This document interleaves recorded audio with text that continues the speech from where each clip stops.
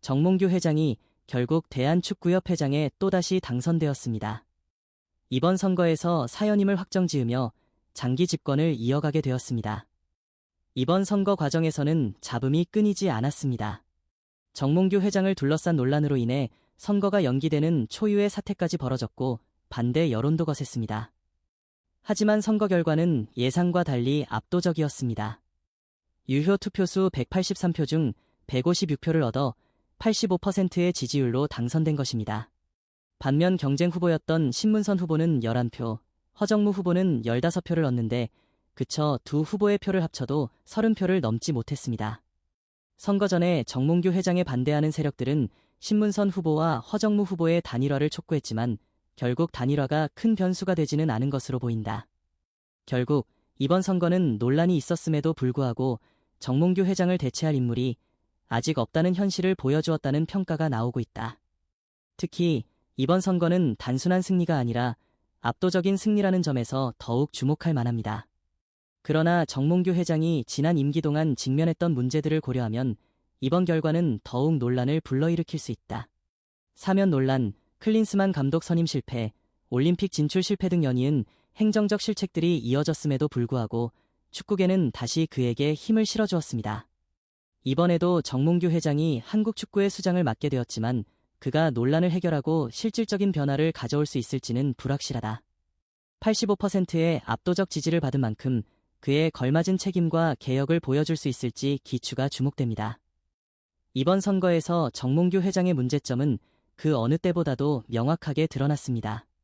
만약 제대로 된 대안이 있었다면 강력한 대항마가 단 한 명만 존재했더라도 이번 선거 구도는 충분히 흔들릴 수 있는 상황이었습니다. 하지만 현실은 달랐습니다. 신문선, 허정무 후보가 출마했을 때도 반응은 미지근했습니다. 팬들뿐만 아니라 선거인단에 포함된 이들조차도 두 후보가 정몽규 회장과 얼마나 다른지 모르겠다. 과연 축구계를 완전히 바꿀 만한 인물이 있는가? 라는 의문을 가졌습니다. 결국 정몽규 회장을 대체할 만한 뚜렷한 후보가 부재했고 이로 인해 선거인단이 자연스럽게 현 회장을 선택할 수밖에 없는 구조가 형성된 것입니다. 더 나아가 선거 전부터 분위기는 이미 정몽규 회장의 당선을 향해 기울어져 있었습니다.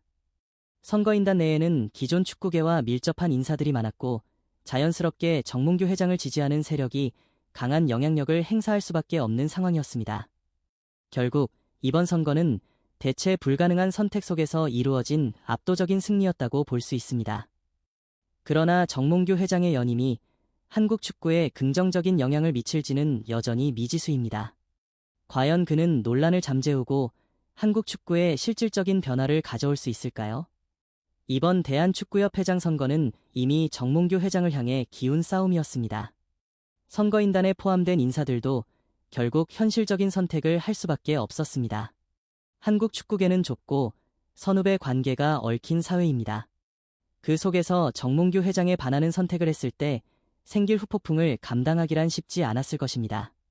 만약 정몽규 회장이 가까스로 당선되거나 과반수를 넘지 못해 결선 투표까지 갔다면 그의 입지가 흔들렸다고 볼 수 있었습니다. 하지만 현실은 달랐습니다.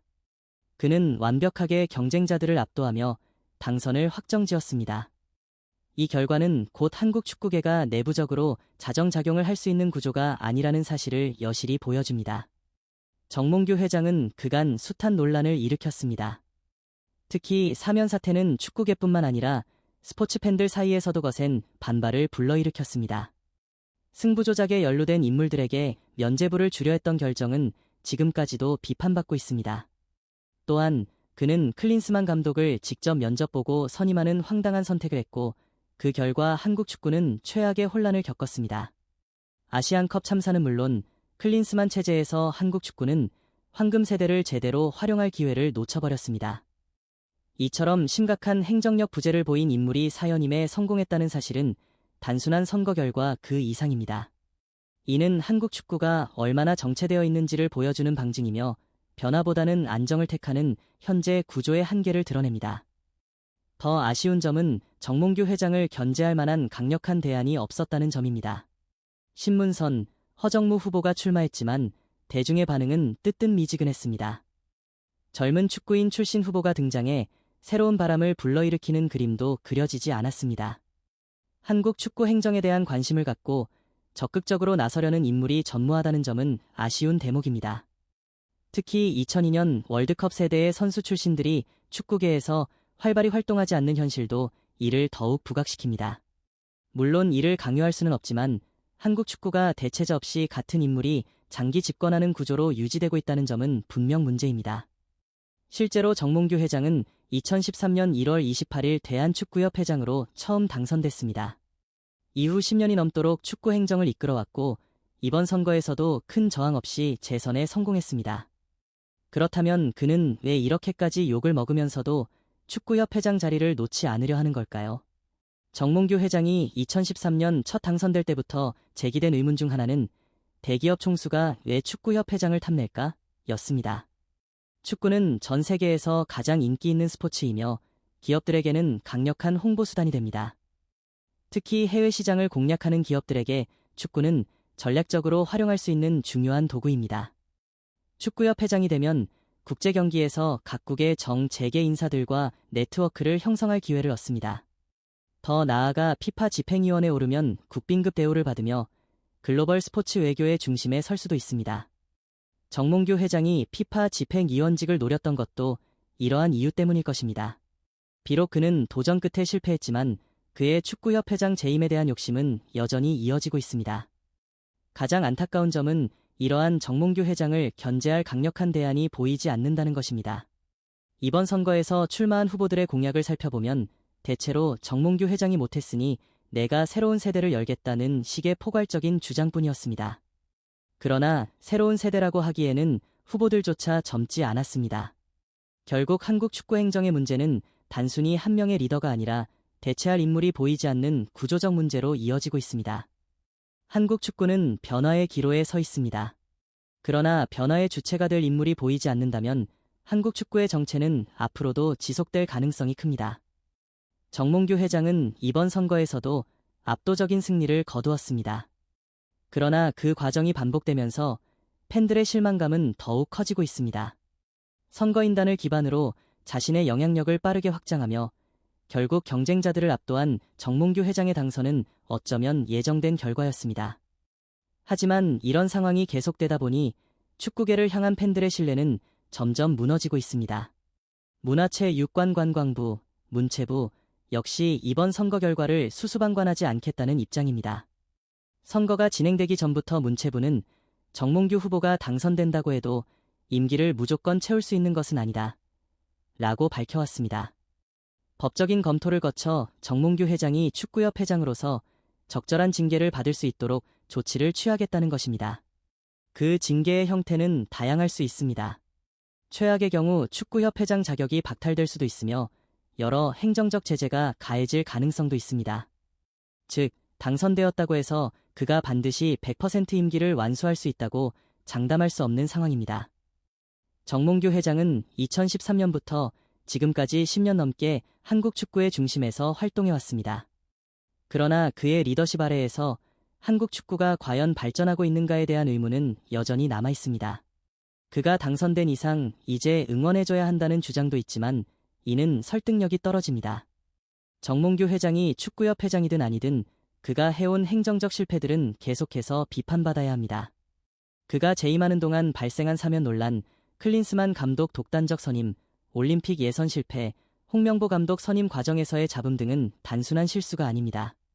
그의 행정 능력 부족으로 인한 결과이며 이런 문제들은 지속적인 검증과 비판의 대상이 되어야 합니다.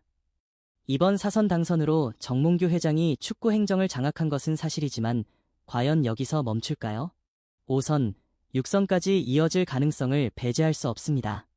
무엇보다도 선거 과정에서 온 국민의 비판을 받으면서도 끝까지 출마를 강행한 그의 집념을 보면 의문이 듭니다.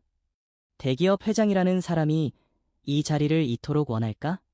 축구협 회장이 단순한 명예직이 아니라는 점을 다시금 생각하게 만드는 대목입니다. 정몽규 회장의 장기 집권이 한국 축구에 긍정적인 영향을 미칠지 아니면 또 다른 논란과 실망을 낳을지는 앞으로의 행보에 달려 있습니다. 하지만 한 가지 분명한 것은 그의 당선이 한국 축구의 미래를 보장하는 것은 결코 아니라는 점입니다. 비판의 목소리가 거세지만 한국축구협회장 자리에서 손을 놓지 않는 정몽규 회장. 그는 과연 한국 축구의 발전을 이끌 수 있을까? 아니면 또다시 논란 속에서 정체될 것인가? 정 회장은 행정 능력 부족으로 끊임없이 지적받아왔다. 아시안컵 당시 선수들이 호텔에서 훈련하는 초유의 사태가 벌어졌고, 월드컵을 앞두고는 A매치 상대를 제대로 섭외하지 못하는 등 기초적인 운영조차 실패했다. 그뿐만이 아니다. 클린스만 감독의 독단적 선임과 경질 과정에서 발생한 천문학적 규모의 위약금은 축구 팬들의 공분을 샀다. 하지만 이러한 논란에도 불구하고 그는 무려 85%의 압도적인 득표율로 당선됐다. 한국축구 지도자협회조차 작년에는 정몽규 회장은 즉각 사퇴해야 한다. 그는 한국 축구를 퇴보시키고 있다고 강하게 비판했으나 불과 몇 달 만에 태도를 바꿔 그를 지지하는 모습을 보였다. 이처럼 축구계 내부에서는 실질적인 견제 세력이 없는 상황이다. 결국 기존의 축구인들을 다시 끌어들여 자신에게 유리한 판을 만든 정 회장은 또다시 축구협회의 수장이 됐다. 이러한 상황이 반복되는 것은 한국축구협회의 폐쇄적 구조 때문이다. 축구협회와 직간접적으로 연관된 인사들이 다수 선거인단에 포함되어 있어 현실적으로 강력한 대항마가 없으면 내부에서 자정작용이 이루어지기 어렵다. 정 회장에게 등을 돌린다는 것은 축구계 내 입지를 스스로 좁히는 것이나 마찬가지였을 것이다. 결국 이번 선거는 축구협회 내부의 고질적인 문제를 다시금 드러낸 사례가 됐다. 한국 축구의 미래는 과연 이대로 괜찮을까? 사선에 성공한 정 회장이 과연 앞으로 어떤 행보를 보일지 축구 팬들의 불안한 시선이 그를 향하고 있다.